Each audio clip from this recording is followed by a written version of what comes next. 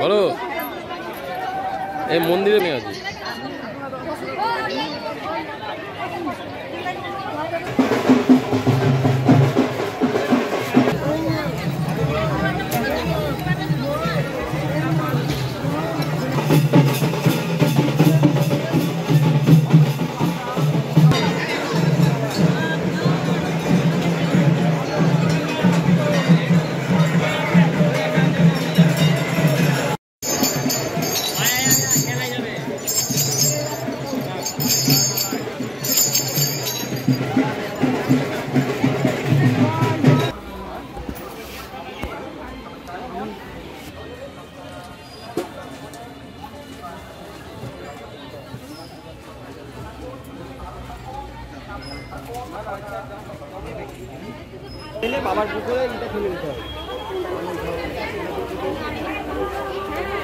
এবছর মোটামুটি চারিদিক থেকে ভক্তের সমাগম অনেক বেশি বিগত কয়েক বছরের তুলনায়।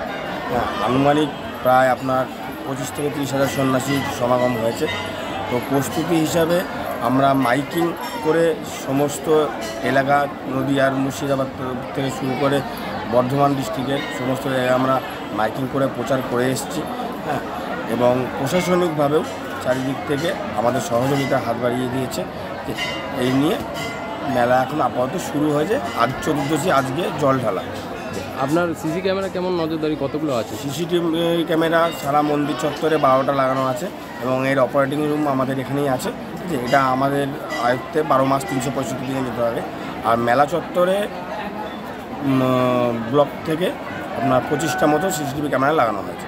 এখনও অবধি যা দেখা গেছে বিগত কয়েক বছরের তুলনায় বাঁকের জল অনেক বেশি ঢুকেছে।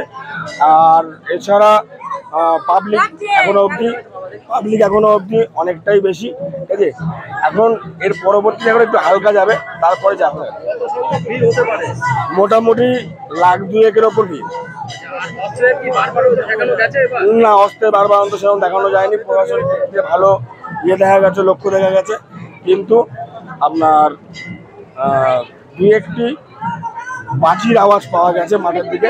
এছাড়া আমি দূর থেকে ঢেলে দিই, ভেতরে ঢুকবো না। হ্যাঁ, নাচানাচি করতে বলির সঙ্গে ঢুকেছে। যারা বলির জন্য একটি মাত্র যে প্রচার ছিল সেটি নিয়ে ঢুকেছে। এবার সঙ্গে হাতে হয়তো বাঁশ, লাঠি এগুলো নিয়ে ঢুকেছে। হ্যাঁ, বিগত 2-3 বছর ধরে ভিড়টা বেড়েছে। এবছর বিগত 2 বছরের তুলনায় রেকর্ড করেছে।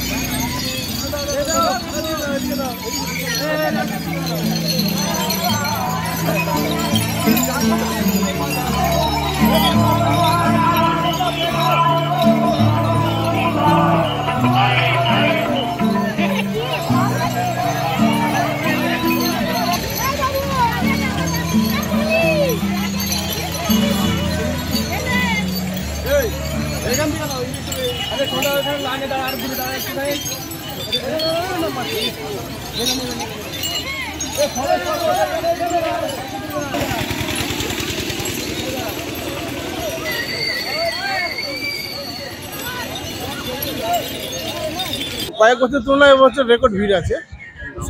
সন্ন্যাসীও প্রচুর জয়ন্তী আছে, এমনি জনসংখ্যাও বেশি আছে। আমি 14-15 বছর আসছি এই মেলাটাতে।